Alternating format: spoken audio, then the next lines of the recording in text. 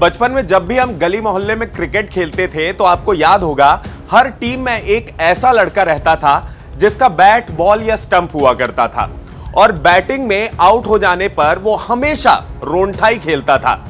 उसके साथ ही एक ऐसी टीम भी होती थी जिसका अंपायर होता था और चाहे कुछ भी हो जाए वो अंपायर हमेशा उसी टीम का साइड लेता था।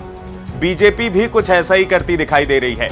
ये बात चंडीगढ़ में हुए चुनावों की है। जी हां, वो मेयर चुनाव जो अब पूरे देश में बीजेपी की थू थू करवा रहे हैं। ये लोकतंत्र का मजाक है, ये लोकतंत्र की हत्या है। इस तरीके से चुनाव कराए जाते हैं।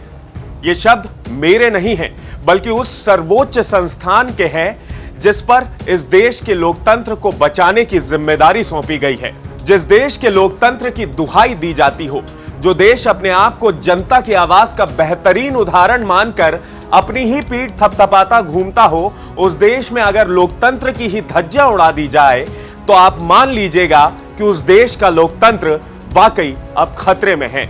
और इस पर बात करना और आवाज उठाना जरूरी हो जाता है, क्योंकि मैं अपने जिस वोट के आधार पर खुद को भारत के भाग्य का विधाता समझता हूं, अगर उस वोट की शक्ति को ही खत्म करने की साजिश हो रही हो तो उस पर बात करना काफी जरूरी हो जाता है। चंडीगढ़ में जिस तरीके से हेराफेरी करके भाजपा ने मेयर के इन चुनावों को जीता, उसे बस एक महज छोटी सी चीटिंग की घटना समझकर अवॉइड कर देना या उससे मुंह मोड़ लेना मूर्खता होगी। तो सबसे पहले आज के इस वीडियो में एक एक करके सिलसिलेवार तरीके से यह समझने की कोशिश करेंगे कि चंडीगढ़ के चुनावों में आखिर हुआ क्या, और उसके बाद मैं आपको इसके पीछे की साजिश की पूरी घटना के बारे में बताऊंगा और इसको डिकोड करेंगे।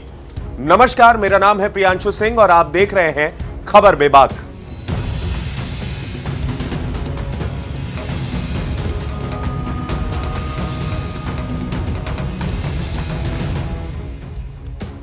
तीस जनवरी को Punjab and Haryana high court के आदेश पर चंडीगढ़ में मेयर का चुनाव कराया जाता है।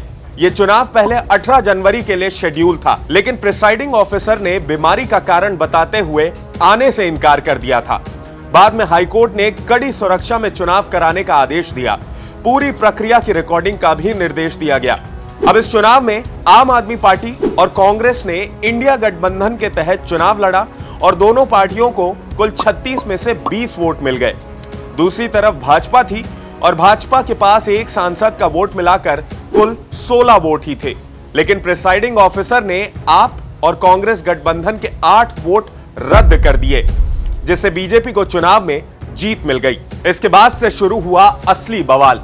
कांग्रेस और आम आदमी पार्टी इस पूरे मुद्दे को लेकर सुप्रीम कोर्ट पहुंच गए। जांच शुरू होती है और फिर सामने आता है ये सीसीटीवी फुटेज। इस वीडियो को जरा गौर से देखिए। यहां प्रिसाइडिंग ऑफिसर अनिल मसीह जी बड़े आराम से लोकतंत्र का गला घोटते हुए साफ नजर आ रहे हैं। ये भाई साहब पहले सारी 36 पर्चियों की गिनती करते हैं और उसके बाद होती है छटाई। 3 ट्रे जो वीडियो में आपको अनिल मसीह के सामने रखे दिखाई देते हैं, उनमें वो एक एक करके पर्चियां डालने लगते हैं। एक ट्रे भाजपा के वोट्स की पर्चियों का है, दूसरा कांग्रेस और आप के वोट्स का, और तीसरा ट्रे रिजेक्ट किए गए वोट्स का। इनका काम होता है हर पर्ची पर साइन करके उसे संबंधित ट्रे में डालने का। पर मसीह जी अपना खुराफाती दिमाग दौड़ाते हैं और जिन पर्चियों में कांग्रेस या आम आदमी पार्टी के नाम पर वोट पड़े होते हैं, उन्हें पेन से खराब करके तीसरे ट्रे में डालने लग जाते हैं। अब देखो भाई, इंसान जब गलत काम करता है तो उसके हाथ कपकपाने लगते हैं, और कुछ ऐसे ही हमें इस वीडियो में भी देखने को मिला। कभी मसीह इन पर्चियों को खराब करने से पहले रुकते हुए और इधर उधर देखते हुए दिखाई पड़ते हैं, तो कभी सीसीटीवी की तरफ देखकर ये देखने की कोशिश करते हैं कि कहीं उनकी इस कायराना करतूत पर कोई नजर तो नहीं रख रहा।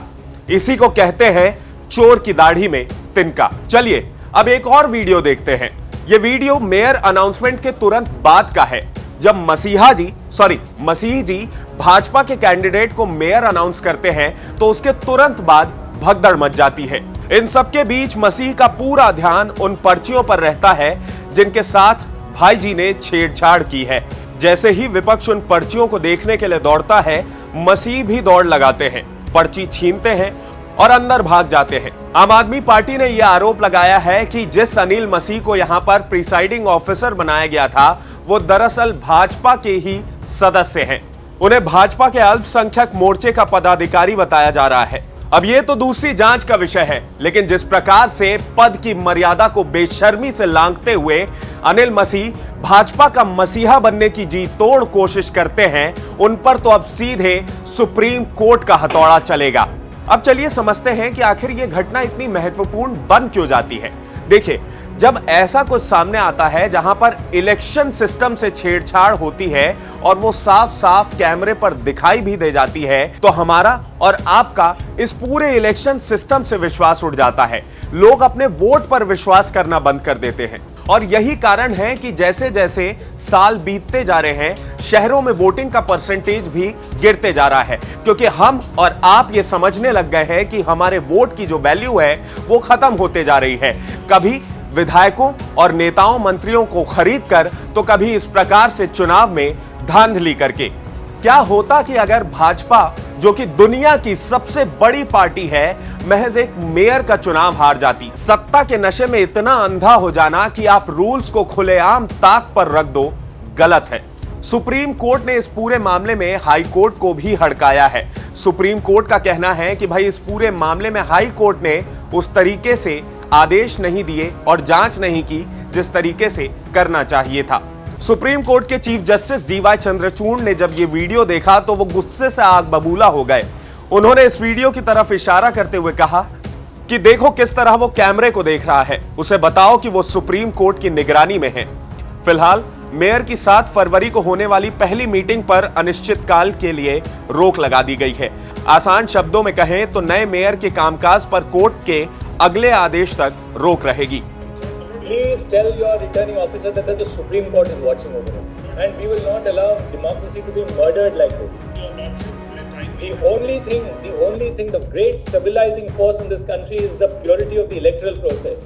And what has happened here? But there cannot be any dispute on that. What has happened here? But my lord, your lordships have only one side of the picture. My lord, your lordships have not got the... अब इस case की अगली hearing 19 फरवरी को होगी और उसमें अनिल मसीह को पेश होना ही होगा, क्योंकि सुप्रीम कोर्ट ने उन्हें नोटिस जारी कर दिया है। अब इस पूरी जांच के बाद सुप्रीम कोर्ट क्या फैसला सुनाती है ये तो देखना होगा, और ये भी हो सकता है कि इस पूरे चुनाव को निरस्त करा दिया जाए और एक नए सिरे से ये चुनाव कराए जाएं। लेकिन इन सब के बीच बड़ा सवाल ये उठता है कि भाई इलेक्शन कमीशन और ये सारी पार्टियां हमारे जिस वोट को इतना अमूल्य बताती है, क्या वाकई उसकी कोई वैल्यू रह गई है? क्या आपको लगता है कि आपका वोट अब भी उतना ही कीमती है और उसके साथ ये छेड़छाड़ आगे आने वाले चुनावों में नहीं होगी?